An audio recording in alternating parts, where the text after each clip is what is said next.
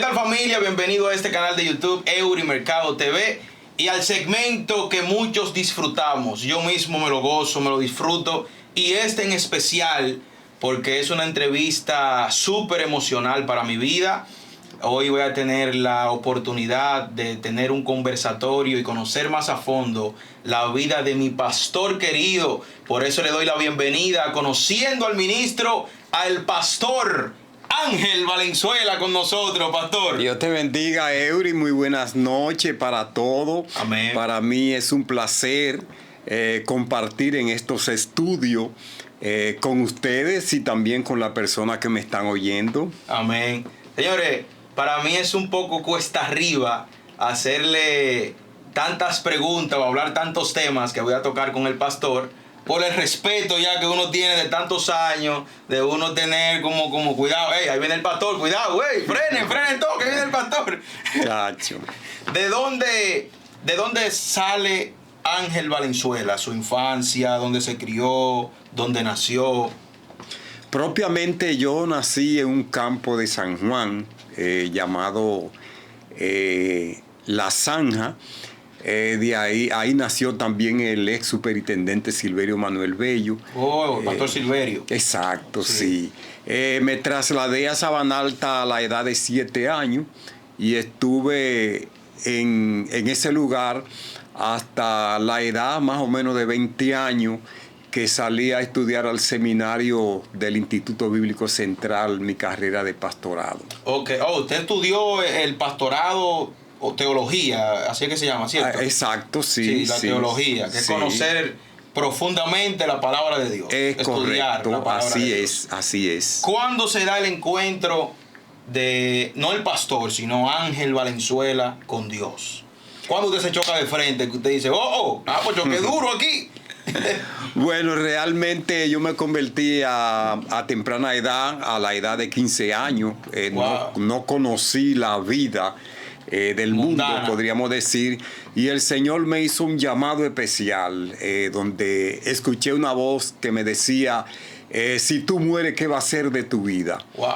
Entonces esa voz me impactó tanto que tuve que ir a la iglesia a entregar mi vida a Jesucristo. Eso fue en los años 1974, un 30 de mayo más o menos. Que eso no hace tantos años, eso hace un poquito. Bueno, hace un poquito. Señores, sí, tengo que ayudar al pastor, claro. yo me puedo poner caliente.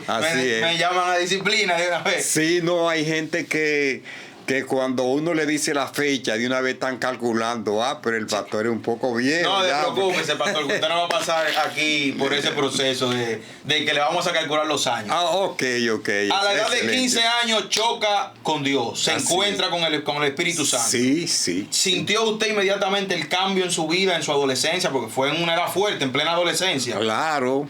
Fue en plena adolescencia que usted conoció a Dios. ¿Cómo sintió usted ese cambio tan joven? O cuando usted llegó a su casa, ¿cómo usted llegó con esa noticia? Mamá, siéntese que hay que hablar. No, fíjate, recordar ese momento, eso es emocionante. Sí. Porque cuando yo salí de la iglesia, después que me había convertido, yo decía, ya lo tengo. Pero en realidad, ese lo tengo es que tenía a Jesucristo, pero no encontraba como una forma de expresarlo, sino de esa manera. Entonces, cuando llegué a mi casa, me acosté, todo bien. Al otro día me levanté y le dije a mi padre, señores, yo quiero decirle que ustedes tienen que buscar a Jesucristo, buscar al Señor, que es el único que puede salvar al hombre. Entonces un hermano mío despectivamente dijo, pero él se convirtió anoche. Y yo comencé a predicarle a mis familiares desde el mismo momento en que me convertí. Sí, ya usted convirtiéndose tan joven, se lo digo, señores, porque el pastor, ese que usted está viendo ahí, no den cálculo y no tiren edad, pero ese que usted está viendo ahí me presentó en la iglesia, me doctrinó, me bautizó, me vio crecer, me vio fluir en algunos escenarios, me daba permiso, me recuerdo, para salir con la pastora Giovanna Ramírez, Santo. Me vio casarme. Y en el nombre de Jesús me va a ver tener hijos. Va a presentar a mis hijos. Santo. En el nombre de Jesús. Entonces, Amén. pastor, Le pregunto esto porque usted vivió la etapa cuando yo estaba inquieto, loco por cantar, loco por aprender a tocar percusión, a gusto detrás de mí. O sea, usted convirtiéndose tan joven, ¿nunca sintió el interés de aprender algún instrumento? Y teniendo un hermano músico de verdad. Bueno, yo te hablo la verdad, Eury. En mi iglesia, donde yo me convertí, yo tocaba la maraca, yo tocaba el pandero, tocaba también la güira. Yo aprendí a tocar guitarra malamente, pero aprendí ahí más o menos a machacar. Pero cuando llegué a la iglesia de aquí, me avergoncé. ¡Wow! Me avergoncé porque había gente muy preparada. Entonces yo dije, no, pero yo no me voy a poner a cantar ahí ni a tocar. Hay otros talentos que me tumban a mí. Entonces realmente casi nadie sabe que yo sé tocar la güira, la maraca y todo eso. Yo mismo voy para 26 años. Y es la primera vez que yo me entero que usted sabe tocar algún instrumento. Sí. Porque yo, ni en momentos que no hay guirero, he visto el pastor coger la guira. Tenemos que ir todos ahí a socorrernos, uno con otro. A la verdad es que sí, allá, mira, Eury, el manual que nosotros teníamos de himno era el himnario de gloria y triunfo. Y yo te hablo la verdad, honestamente, yo me sé. La trompeta suena. Exacto. El 20. Sí, yo me sé alrededor de 80 himnos. Wow. De memoria. Sé el número de donde están, sé la letra, todo. Que en mi juventud aprendí casi medio himnario. Que eso abarca lo que usted acabó de decir, que es que usted se convirtió tan joven, o sea, que usted echó su vida ya en el evangelio, porque 15 años literalmente de inicio, eso es la vida entera. Sí, porque es toda la vida. Claro. Entonces, ya cuando usted llega aquí, tiene el temor de los instrumentos. Entonces, ¿a qué se dedica usted? ¿Qué profesión usted decide tomar? Mira, yo me vi en una encrucijada. Comencé en la CDP a estudiar educación, pero después que tenía un cuatrimestre, yo dije, ven acá, lo que más necesita la iglesia ahora mismo son mis conocimientos organizados en teología. Porque si me hago maestro no voy a dar clase. Cualquier profesión que haga... de maestro es magisterio de educación. Magisterio, correcto, okay. Magisterio. Entonces, pensándolo bien, dije, a mí me queda bien estudiar teología. Correcto. Y después que estudie teología, entonces hago una carrera secular. En ese sentido, yo estudié teología, licenciatura en la UNED, pero posteriormente hice también una maestría en educación superior. O sea, lo complementé y tengo también título de maestría en divinidad. Esas partes. O sea, que usted se puso al día, fue con su educación personal. Claro. Pero hay algo, pastor, que usted me está dejando atrás. Bien atrás. ¿Cómo Esto es como un burlón. No me bien atrás. Y es que usted muchas prédicas, usted ha dicho que usted fue sastre. Pero claro que sí. Usted me ha dicho a mí en muchas prédicas que fue sastre. Sí. Ese fue mi primer oficio. ¿Cómo fue esa etapa de su vida? ¿A qué edad fue? Yo comencé la sastrería como 6 meses antes de convertirme, de 14 años. Fue adolescente igual. Adolescente, sí. Cuando tenía 3 años, 4 en el evangelio, ya era un sastre completo. Yo hasta camisa hacía. Wow. Pantalones, en mi tiempo. Y ya el tiempecito que hace que usted dejó la sastrería, si ahora mismo se le presenta una emergencia, ¿están esos conocimientos activos todavía? Eso no se olvida. Señor, no, es un relajo que yo mando a la iglesia, que le hagamos un reto ahí, pastor. Es verdad. Claro. El pastor tiene que venir vestido el domingo a predicar de su sastrería boutique, de usted propio. Wow. Le pongo el reto, es el relajo, pastor. Cuidado que te sorprendo. ¡Ey, cuidado! ¡Ay! Claro, pastor, que sí. Ya entonces, cuando usted va a sus estudios, todo eso, ¿cómo inicia su vida pastoral? ¿O cómo fue, antes de entrar a su vida pastoral, cómo fue tomar esa decisión? Mira, en el lugar donde yo vivía, Sabana Alta de San Juan, ese lugar, en mi vida cristiana, yo lo andaba predicando 2 veces al año, casa por casa. Wow. Tipo evangelización. Evangelización, sí, casa por casa. Y la gente comenzó a decirme pastor. En esos años, pastor, un paréntesis de una incógnita que tengo. En esos tiempos se evangelizaba como ahora, con el papel.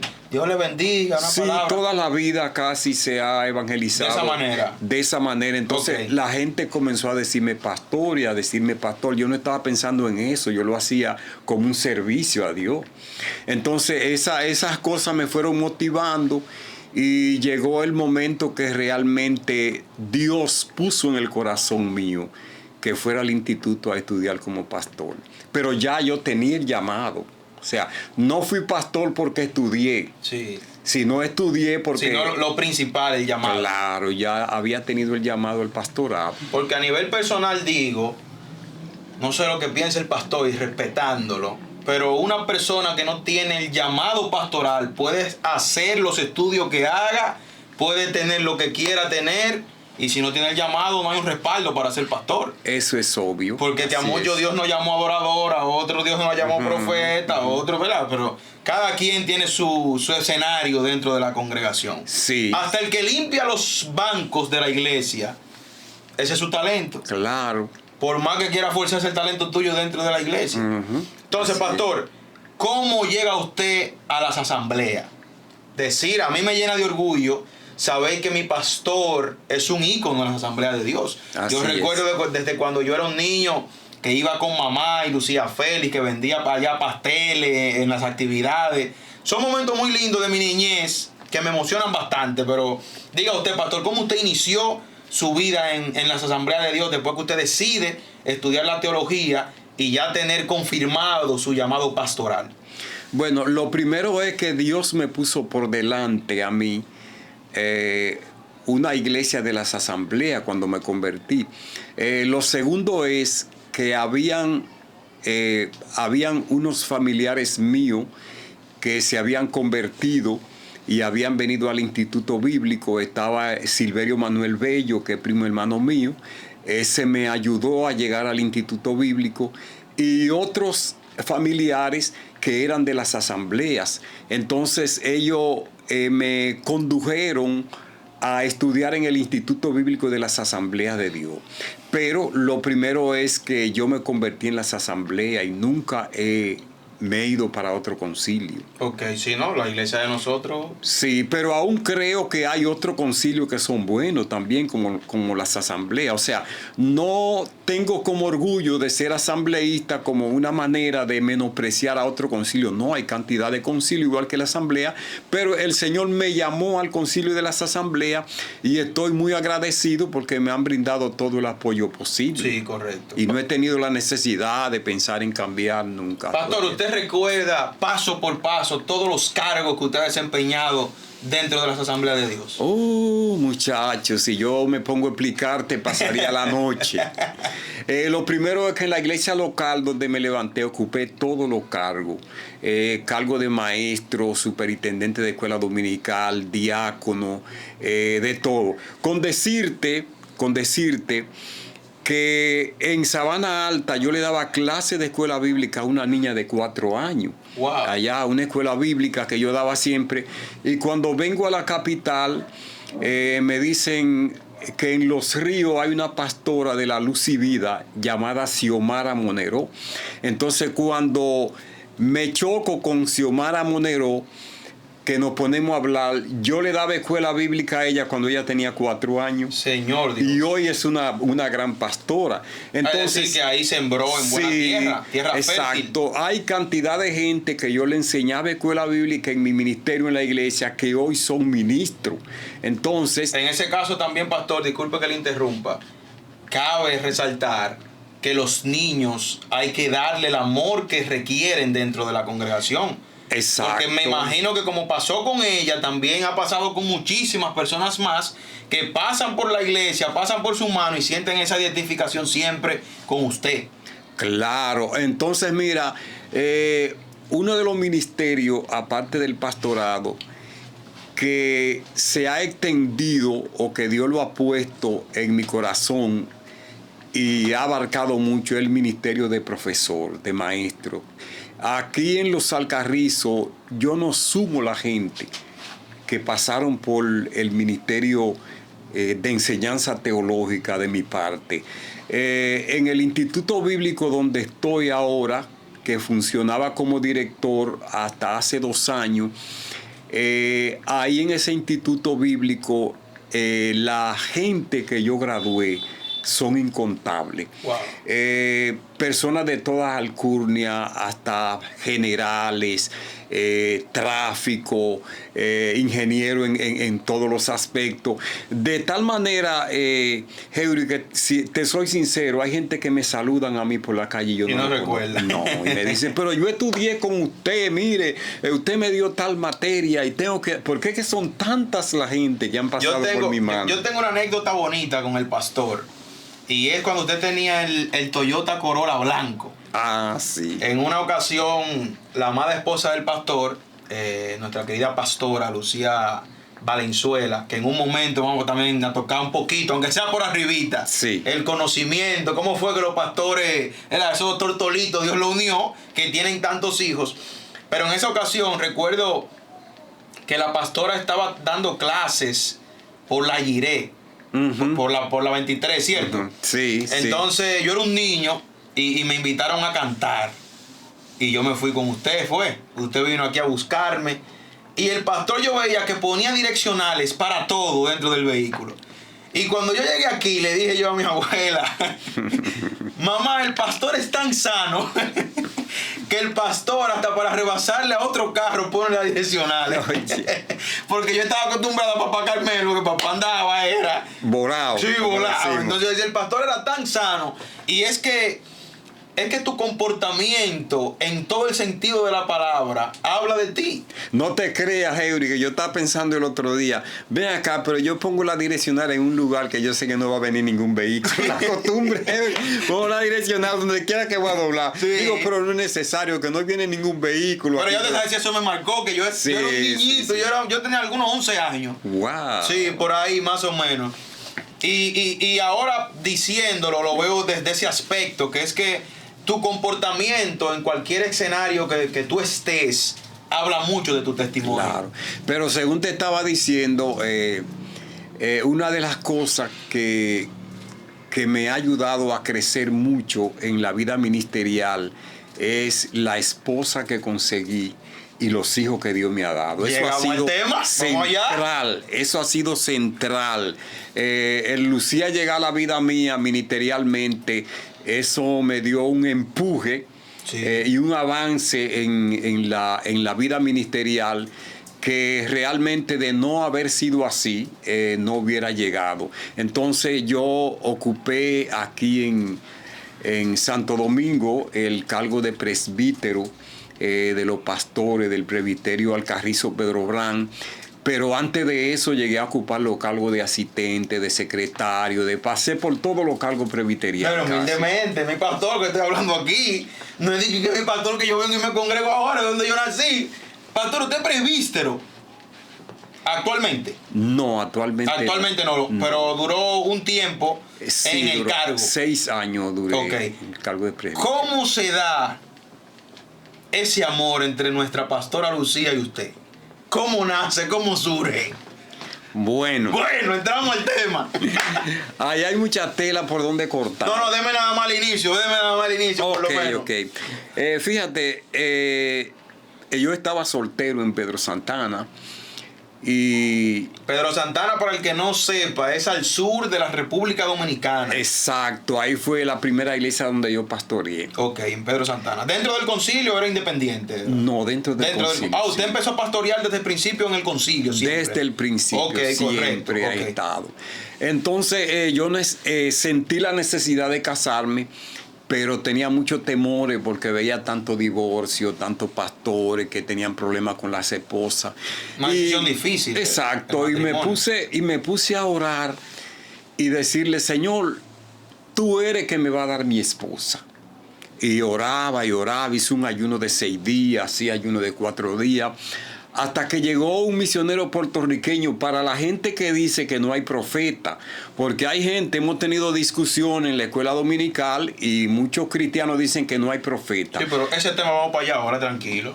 Eso es largo. Pero exacto, pero te voy a decir que mientras yo iba para la iglesia, llegó un puertorriqueño misionero a la iglesia y estaba ese día, eran como las 10 de la mañana, estaba orando con algunos hermanos y yo dije, si el Señor me hablara con relación a cuál va a ser mi esposa. Y cuando yo llegué a la iglesia, me dice, varón, el Señor te tiene tu esposa. ¿Cómo? Y yo abrí los ojos de ese tamaño. ¿Dónde está? Búscamela. Porque venía pensando por el camino que si Dios usara ese hombre. Ese hombre viene de Puerto Rico, que no conoce ni mi vida ni la vida de nadie. Y me dice, mira, varón, el Señor tiene tu esposa ya. Digo yo, ¿cómo? Gloria a Dios. Y ahí está confirmado el asunto. ¿Y de dónde será la esposa mía? Y me sale, mira, la esposa tuya, tú no la conoces. Digo yo, ¿cómo? Y me dice, la esposa tuya está allá. Entonces yo estaba por enamorarme de una muchacha de por ahí cerca ya, que de hecho ya le había tirado los pies. Entonces me dijo, tirarle los pies como ya sí, estaba dale a alguna cotorra. Sí. Sí. en los idiomas nuestros. Sí. Entonces yo dije, debe de ser fulana, que queda como a 14 kilómetros. Y el profeta cogió una ira, Eury, y me dijo, mira, que tú no la conoces, tú no sabes quién es. Y tu esposa es de lejos de aquí. Wow. Entonces cuando me dijo así, se me fueron los ánimos al suelo. Sí, porque no era lo que usted quería ya. No, yo me sentí un poco mal porque me dijo que era de lejos y que yo no la conocía. Y yo dije, bueno, si yo no la conozco y es de lejos, no me voy a preocupar por eso. Dios que me la mande él. Y me desencanté un poco, pero déjame decirte que unos 3 meses después conocí un pastor en el Instituto Bíblico y él me dijo, ve por el lugar donde yo pastoreo, que te voy a presentar una muchacha. Entonces, ahí volvieron los ánimos para arriba, pastor. Exacto. Sí, claro. Entonces yo me llené de ánimo y salí para Villarriba de San Francisco de Macorís, pero 3 veces. Pero era lejos entonces. Claro, pastor. De Pedro Santana a Villarriba hay como 500 y pico de kilómetros. Claro, señores, estamos hablando que el pastor está en el sur y San Francisco está en el norte. De extremo a extremo. Sí, totalmente. Para los jóvenes de los Alcarrizos que se sacrifican para Villamella y para los lugares del otro lado de la ciudad. Exacto. Sigan ahí. Pues mira, el hecho es que hice intento de devolverme 3 veces cuando salí para San Francisco por la distancia, demasiado lejos. Entonces también a conocer una persona para ver si te puede casar, era, ya tú sabes. El hecho es que, mira muchacho, cuando llegué allá, antes de llevarme a conocer a Lucía, yo me puse tembloroso. Tembloroso. Y cuando yo la vi, mira, eso fue así tembloroso, sí. El pastor se puso en vibrador. Claro, pero nada, la conocí, me gustó y regresé a Pedro Santana. Cuando regresé a Pedro Santana. Ya con la pastora en la mente, ya. Claro. Ya la pastora está en la mente. Claro. Pero allá yo quedé de ir como al mes, de volver. Sí. Pero yo dije, no, pero esto es una locura, esto es muy lejos. Y a una persona que realmente yo no conozco y la voy a conocer, pero esto es de loco. Ahí se le aplica que el amor todo lo puede. Se le estaba por aplicar a usted ahí. Sí. Yo no voy para allá, no. Como que medio me arrepentí, cogí miedo. Y eso lo dije viernes. Y el sábado se apareció una misionera de allá de San Cristóbal. Y la misionera dijo en un retiro, el Señor dice que la esposa del pastor está allá y que de lejos, muy lejos de aquí. Otra confirmación, pastor. Otra confirmación. Al otro día preparé mi bulto y para Villarriba. Estamos hablando que el viernes usted no iba por ahí ya y el domingo estaba de camino. Pero claro. Y mira lo que son las cosas de Dios. Yo conocí a Lucía en un diciembre. Puse amores como en marzo o abril y me casé en octubre. O sea, eso menos fue de un todo, año todo. en menos de un año. Todo fue como en 8 meses. ¿Y la distancia ayudó un poco? Sí. Ayudó un poquito la distancia. Pero claro, aceleró el proceso. Y gracias a Dios, bueno, pues estamos casados, me ha Sí, ayudado sí, mucho. sí. Tengo 3 hijos. Una columna en nuestra iglesia. Exacto, y realmente el matrimonio fue una bendición para el Amén. ministerio. Así es. Ujú. Pastor, el tiempo que usted cambió de Pedro Santana, ¿hacia dónde fue? ¿Vino directamente aquí o...?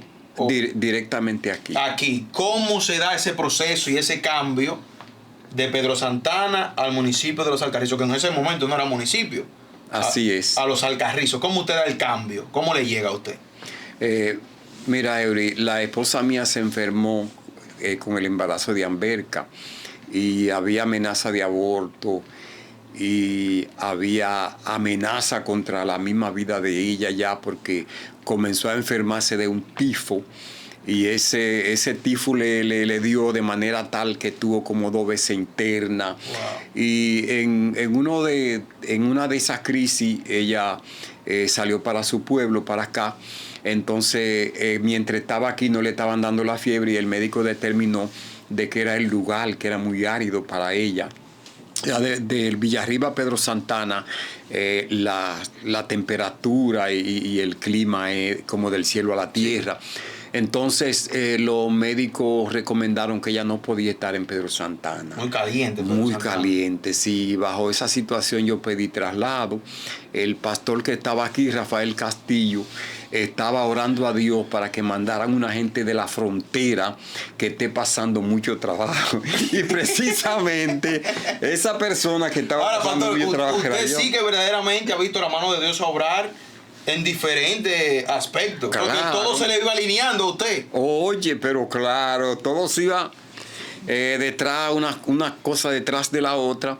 El hecho es que bajo esa situación el hermano Castillo vendió la idea que yo estaba en mala en ese lugar, que en ese lugar no había una matica verde, que todo era seco.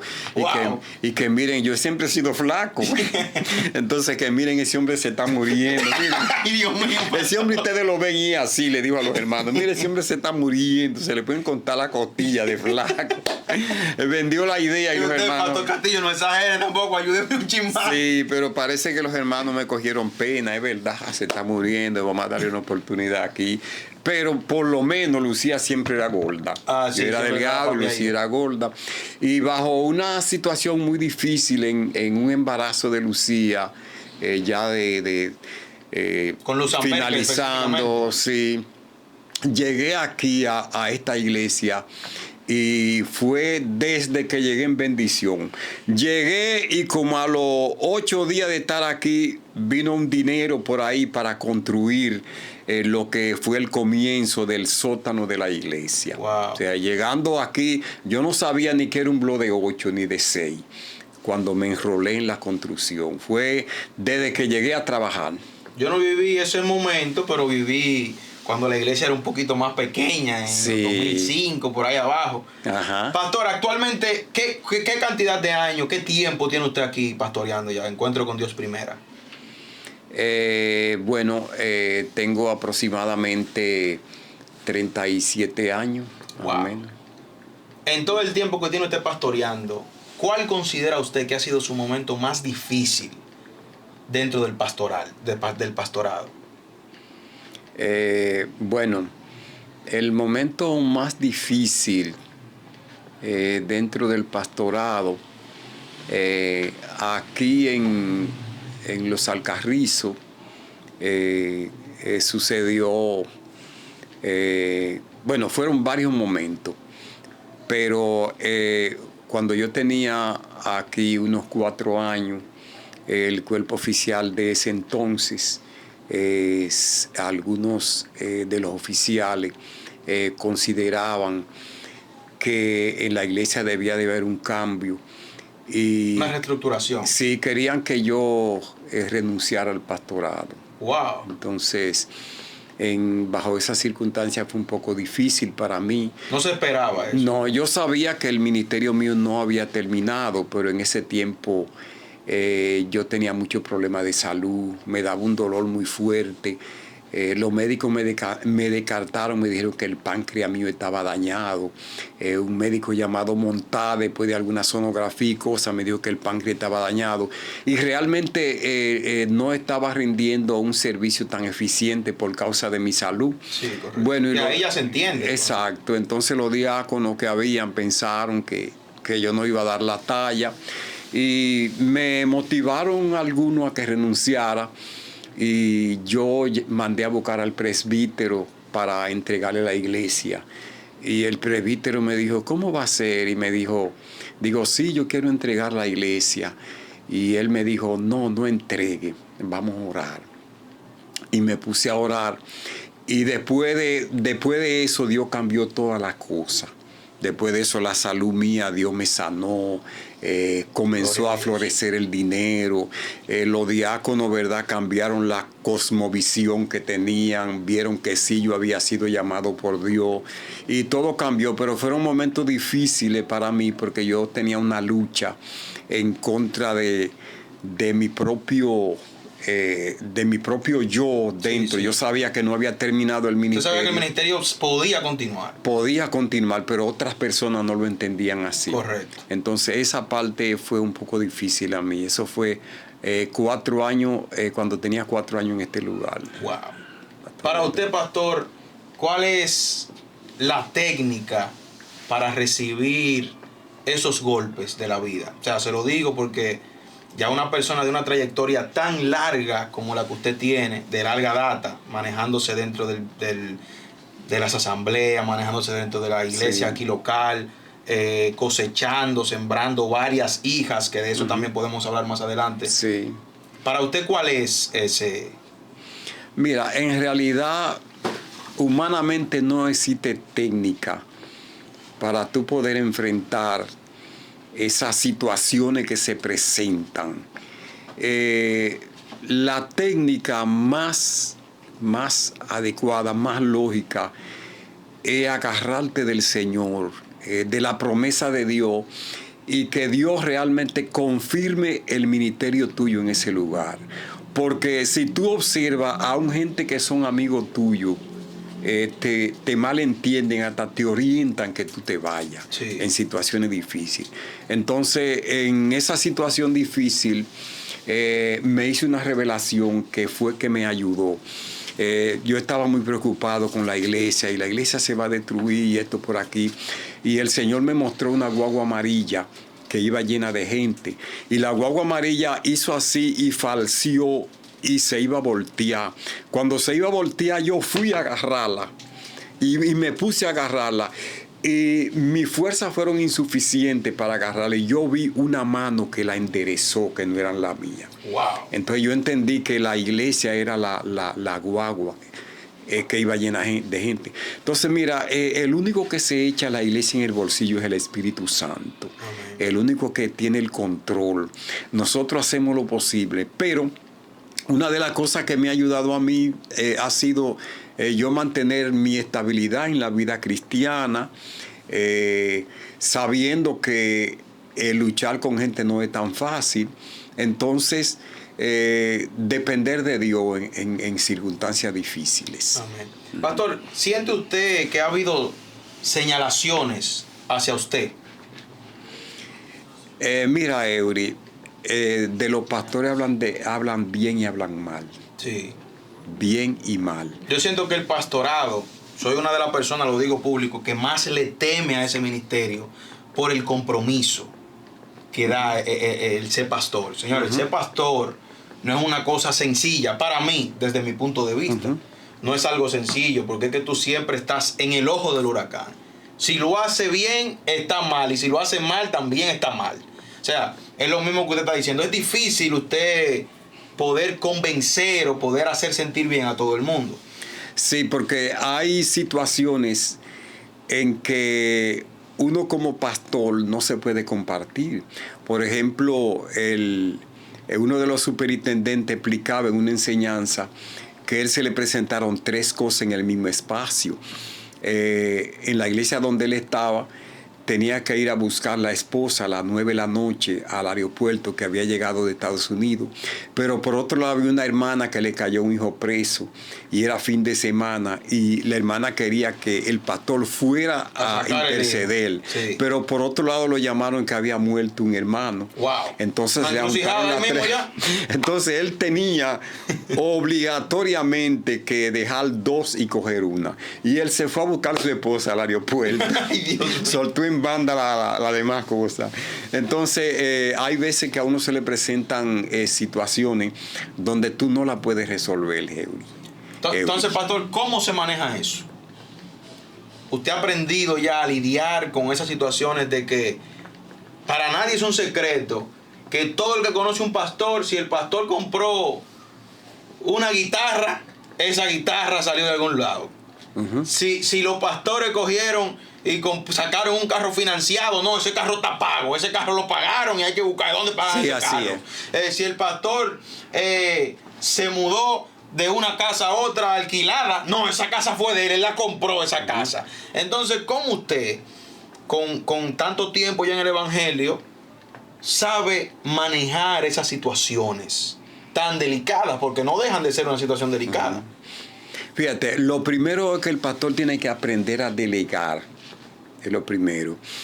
Si yo no puedo ir a un sitio, mandar la esposa. Correcto. O mandar a Natanael, que es un amigo cerca, decirle, mira Natanael, yo no puedo ir a tal lugar, te voy a mandar a ti, presenta mi excusa, dile que yo no pude por tal o cual razón y ve, sustitúyeme en ese caso. Correcto. Lo primero es delegar. Lo segundo es que el pastor tiene que aprender a decir que no.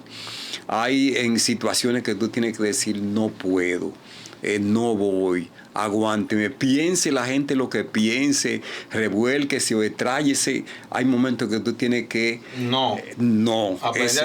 aprender a decir no. Dame, no puedo. Y la otra es que también el pastor tiene que aprender la palabra no sé. O sea, a veces todo el mundo cree que el pastor tiene que saber todas las cosas. No hay veces que tú tienes que decir, no, yo no sé esa respuesta. Sí, porque para muchas personas el pastor deja de ser humano. Exacto, sí. Hay muchísimas personas que entienden que el pastor no es humano. Claro que sí. Entonces tú tienes que enseñarle a la gente que algo no, yo no sé. Mire, pastor, ¿usted sabe plomería? No, yo no sé nada de plomería. Mire, pastor, ¿usted sabe electricidad? No, yo ni siquiera poní un bombillo, sé. Entonces hay cosas que tú tienes que decir que no sabes, que tú no voy a inventar y yo me la busco. No sé, y no hay que sentirse mal porque tú no sabes una cosa. Pastor, la diferencia entre el pastor y Ángel Valenzuela. ¿Cuál es la diferencia? ¿Cuál es la diferencia de la persona Ángel Valenzuela y el pastor de ovejas? Uh-huh. Bueno, esa es una pregunta.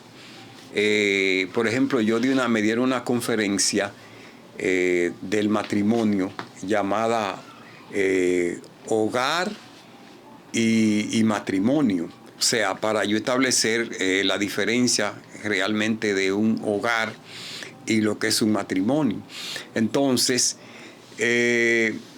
realmente Ángel Valenzuela como persona tiene características, tienes, podríamos decir, no debilidades, pero forma diferente o igual que todas las demás personas.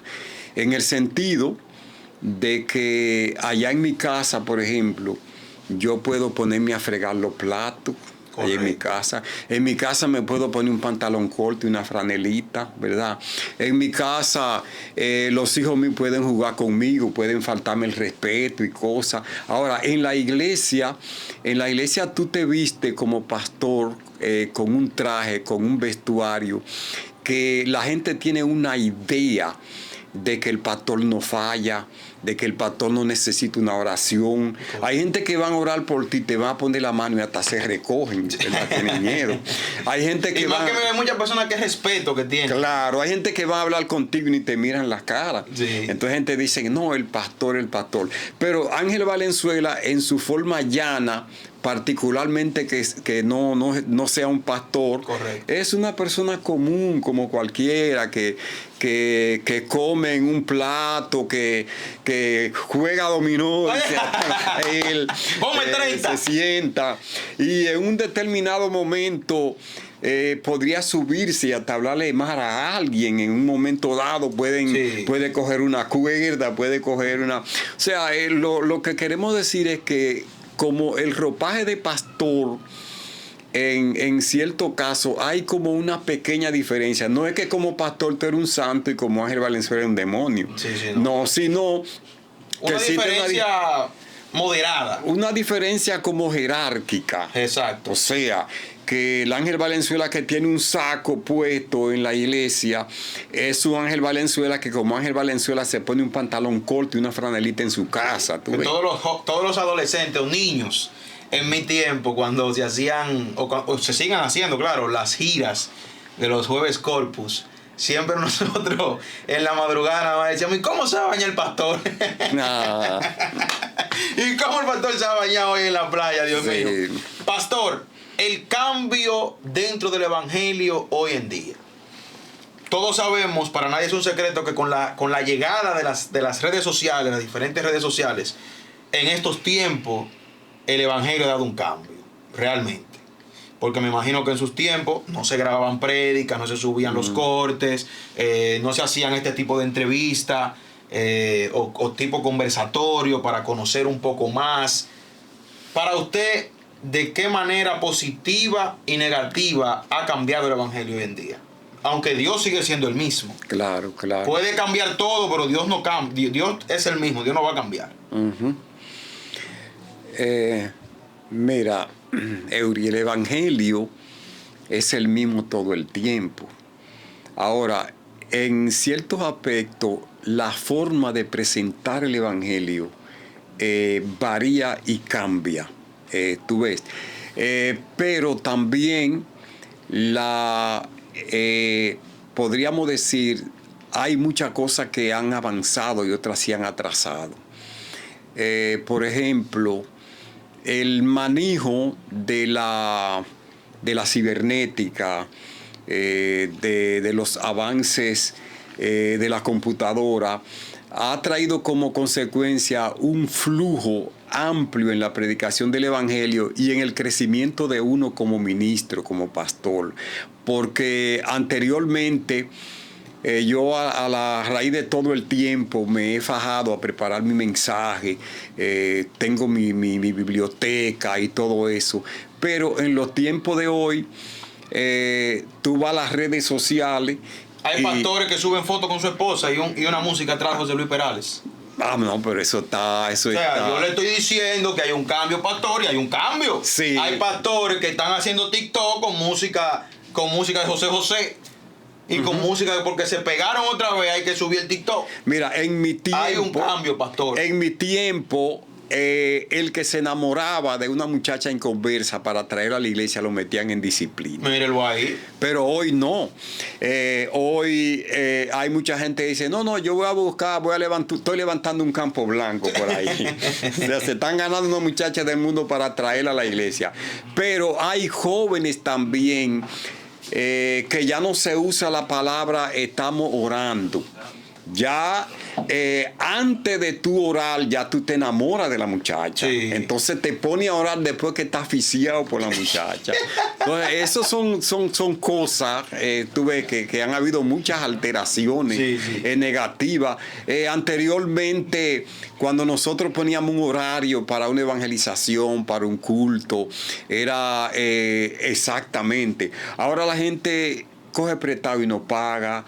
Ahora la gente habla del otro y le da lo mismo hablar del otro como no hablar. Ahora por las redes sociales es una vía, una carretera de doble. Sí, un arma de doble filo. Tú sabes, mira, a mí me dijo una persona inconversa, yo no sé cómo es que los predicadores viven matándose por las redes sociales y que son cristianos y viven Pero matándose. estoy diciendo que hay un cambio, pastor. Entonces, ha habido cambios negativos. Significativo, correctamente. Muy negativo y muy positivo. Y muy positivo, así es. Sí, es lo correcto. Muy negativo y muy positivo.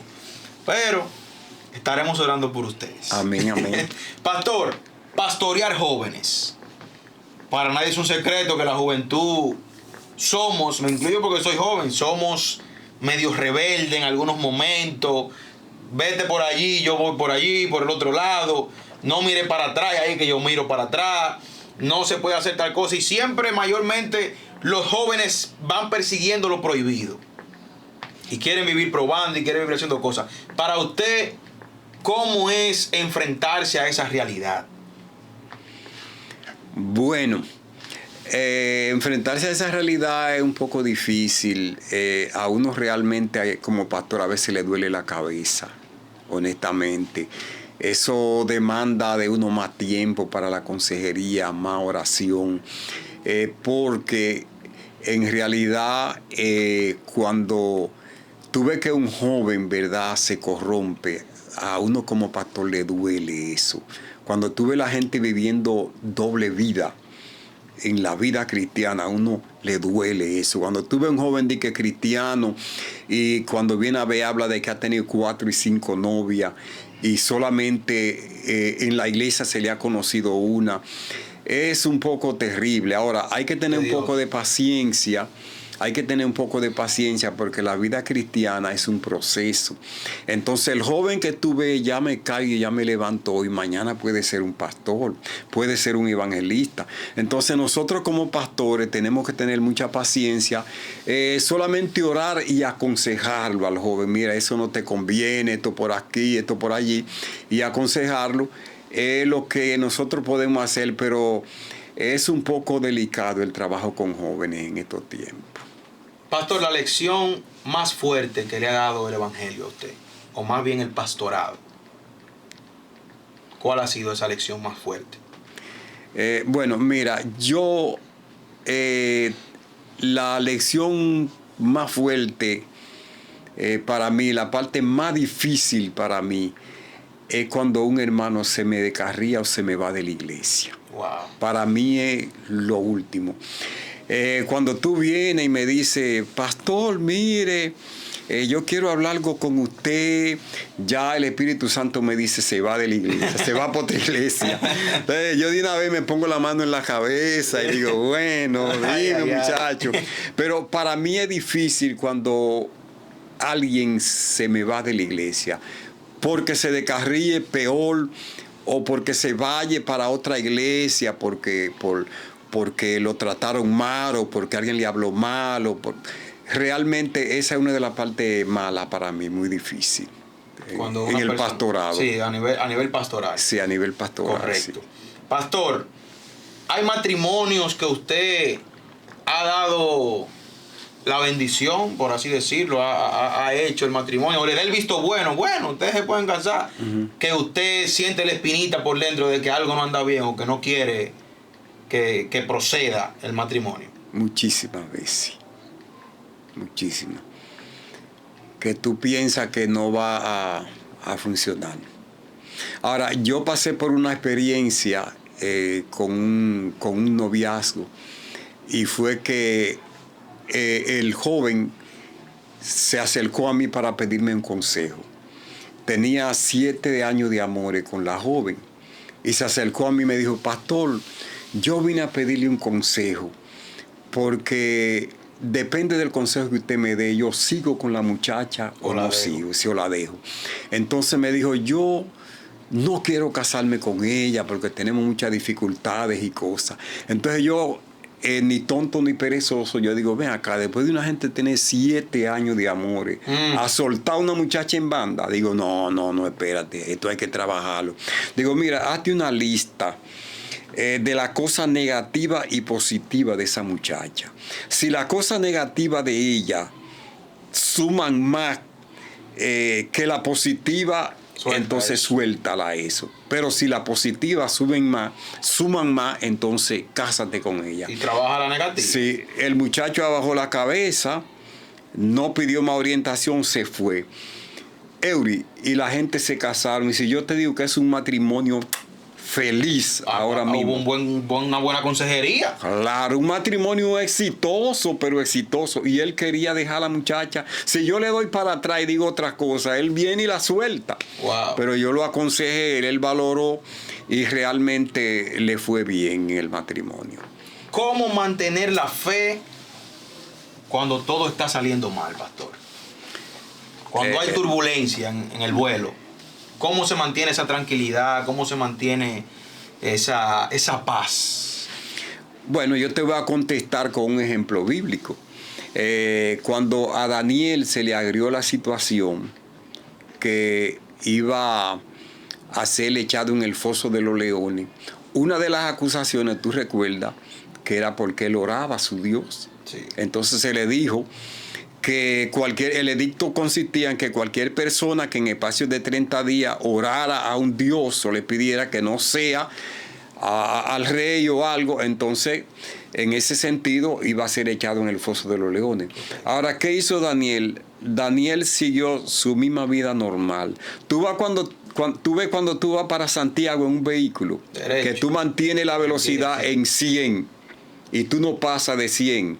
Entonces vienen cosas, pero tú sigues en 100 ahí, porque esa fue la velocidad que tú te propusiste llegar. Sí. Entonces, en las dificultades, Daniel siguió orando 3 veces al día normalmente. Entonces, en las dificultades no hay que desesperarse. Ahora, lo malo es cuando tú has abandonado la oración, cuando tú has abandonado la búsqueda, cuando tú te has alejado, ahí tú te asustas, ahí tú te turbas, ahí tú te pones, te aceleras, ahí tú te pones nervioso. Pero no, si viene la prueba, tú sigues tu vida normal, orando y con tu fe puesta en Dios, porque todo va a salir bien. ¿Cuántas hijas tiene encuentro con Dios primera? Señores, estamos hablando de una iglesia madre que yo creo que hasta con nietos ya tiene que estar. Claro, claro. Bueno, yo hasta he perdido la cuenta. Pero yo realmente, creo que la última vez que yo conté era como 12 que había. Sí, nosotros hemos levantado unas 14 iglesias, wow, grandes y pequeñas. Tenemos como algunas 2 iglesias que se nos han ido para otro concilio. Pero guardan siempre ese respeto. Guardan ese respeto, sí. Entonces, nosotros hemos levantado alrededor de 14 iglesias. Wow. Tenemos la iglesia 12ª y así por el estilo. Pero la iglesia, por ejemplo, de la pastora León se ha levantado 3. O sea, si se suman las nietas. Ah, no, ya, por ahí. Y la familia llega a 20 y algo, de seguro. Pero bueno. Sí, de seguro llega a 20 y algo. Claro, si se suman las nietas, sí. Pastor, una pregunta que casi siempre le hago a los pastores y ministros que traigo a este segmento. Y es el perdón dentro de la iglesia. Uh-huh. Algo que se escucha muy suave, muy bonito, muy dulce, pero que no se vuelve tan real para el ser humano. Sí, mira, yo digo que el cristiano que no perdona no se va para el cielo. El perdón debe de ser en el cristiano una parte prioritaria dentro del amor. O sea, un cristiano que no perdona es un cristiano que no tiene amor. Entonces, el perdón hace falta en estos tiempos en que estamos viviendo. Pero sí te digo que como mucha gente presenta el perdón, no es así, que la gente dice que perdón es olvidar. Tú perdonas, pero no es que tú sufres de amnesia y que se te olvida lo que hiciste. Tú te recuerdas del caso, lo que pasa es que tú lo pasas por alto y ya eso no te afecta como para odiar a la otra persona. Yo digo que el perdón es como cuando usted entierra un clavo en la pared y usted saca el clavo, el hoyo sigue estando ahí. Uh-huh. Pero si usted cura el hoyo, aunque esté ahí, pero hay que destruir ya ese cemento que usted puso ahí, hay que volverlo a destruir para que vuelva y salga. Entonces el perdón para mí no es que tú vas a olvidar, porque humanamente sabemos que no va a olvidar. Claro. Pero perdonar es usted amar por encima del sufrimiento que usted pasó. Así es. Así veo yo, porque si nosotros nos vamos a los mandamientos bíblicos, a lo que Dios nos dejó, el amor es el centro de los mandamientos. Claro. A quien usted ama, usted no va a matar. A quien usted ama, usted no lo va a irrespetar. A quien usted ama, no le va a mentir. A quien usted ama, usted lo va a perdonar porque usted lo ama. Así es. Por eso le dije ahorita, cuando usted me estaba dando la anécdota, que el amor todo lo puede. Cuando usted me decía de nuestra pastora. Ajá. O sea, el amor todo lo puede. Entonces, yo digo que el perdón es un resumen de amor. Exacto. El perdón es un resumen del amor. No es más. Entonces, vamos a perdonar, vamos a amar un poquito más. Claro. Pastor, compasión. Compasión. Yo que nací en la iglesia, me crié, sabemos que muchas familias, no solo los niños, muchas familias han sido bendecidas por compasión. Así es. Y bastantes personas le guardan ese respeto a nuestra iglesia, a su persona, a su familia y a todos esos equipos que han estado trabajando ahí de la mano con compasión. Siempre le guardan ese respeto. Diga usted, para usted, compasión, cómo fluye, cómo se da esa cercanía, cómo viene a nuestra iglesia. Bueno, el CDI de nuestra iglesia, como le llamamos, anteriormente la gente decía Compassion, pero Compassion es la oficina central. Ahora es CDI. DR 434. Ajá. Señores, y yo no tuve Compassion, pastor. 454. 454. Pero vamos a pelear por un número, pastor. Por un numerito. Claro que no. Dios mío. Pues sí, mira, Compasión ha sido una bendición porque según dice su lema, sacando al niño de la pobreza, Amén. ¿verdad? Y conduciéndolo a Jesús. Compasión no solamente ayuda en la parte económica, en la parte física del niño, sino también en su parte espiritual.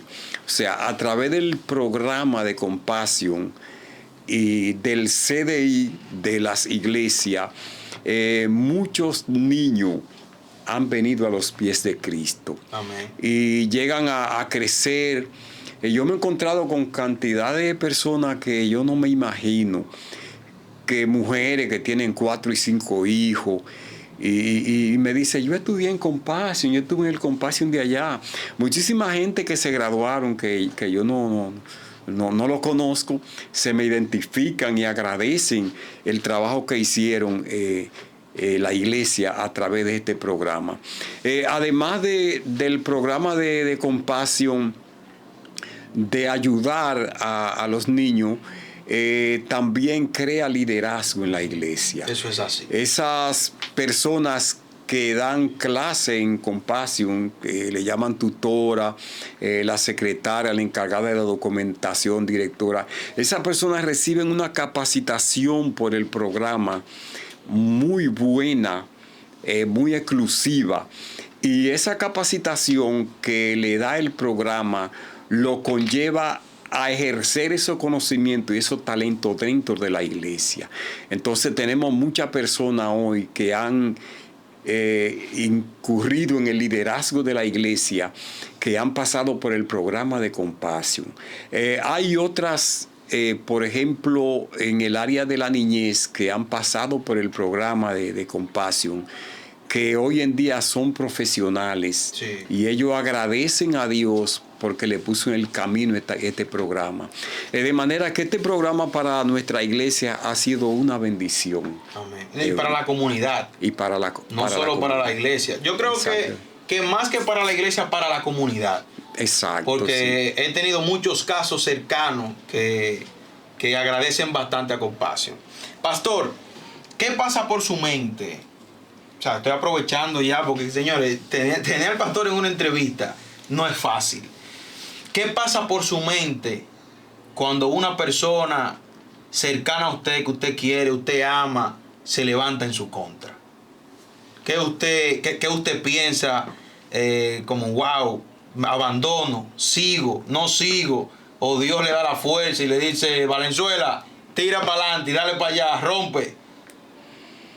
Bueno, esa parte ahí, cuando una persona se levanta en contra de uno. Sí, por eso le digo, es que el pastorado es sufrido. Yo tengo tantos amigos pastores que me han dicho tantos testimonios de cosas que han pasado, que, digamos, yo no sé ni qué decirle cuando ellos me dicen eso. Fíjate, lo primero es que la gente que se levantan casi siempre son personas cercanas al pastor, por un lado, y por el otro lado son gente de alto potencial en la iglesia. Entonces, cuando ese tipo de gente se levanta, por un lado existe el miedo de que te vaya a sacar un grupo de la iglesia.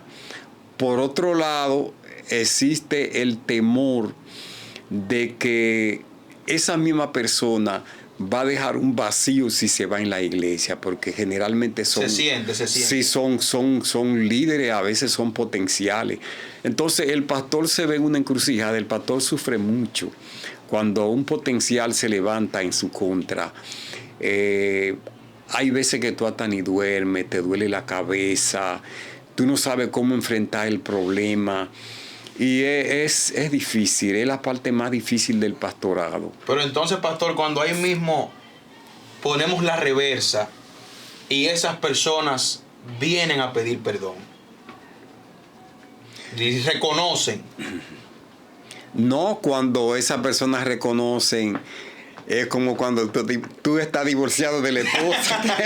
Que vuelve. Mira, mi amor, esta noche, mira, le rompe las cadenas. No, eso es la misma gloria de Dios. Dios cuando hay una reconciliación en el pastor y un líder que está ya de aquí allá. Muchacho, eso uno siente mucho gozo, mucha alegría, un buen momento, sí. Para ir cerrando, pastor, ¿cuál es su preocupación sobre esta generación?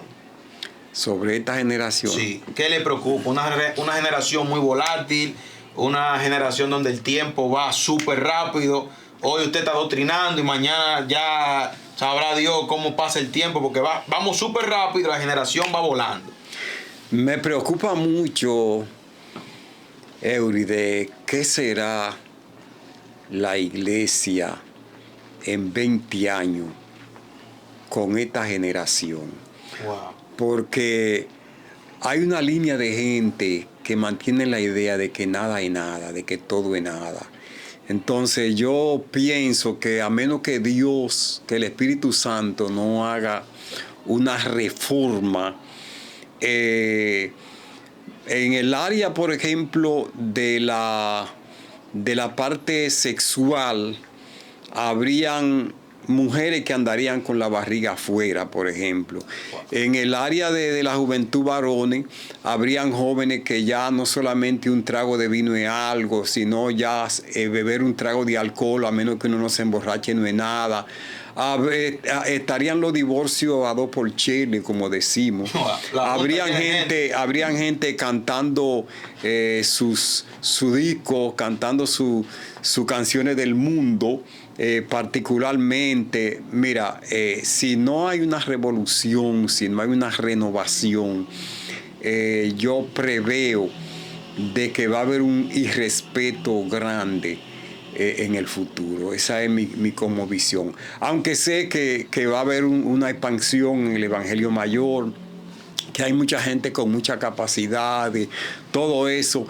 Pero en cuanto a la vida espiritual, yo preveo que puede haber una baja, a menos que Dios no haga algo, ya tú sabes. Algo fuerte. Pastor, siempre termino las entrevistas de Conociendo al Ministro con unas palabras a los jóvenes, pero más allá de unas palabras a los jóvenes, yo quisiera, a sabienda de que el pastor no es mucho de redes sociales, el pastor no brilla. Creo que esta es tu primera entrevista, pastor. O el primer conversatorio grabado. Algo así, sí. Sí, es la primera. Tenso, sí. Sí, del pastor. El pastor no es mucho de cámara, pero era un capricho que yo tenía dentro de las redes, dentro de YouTube, desde que comencé a hacer radio.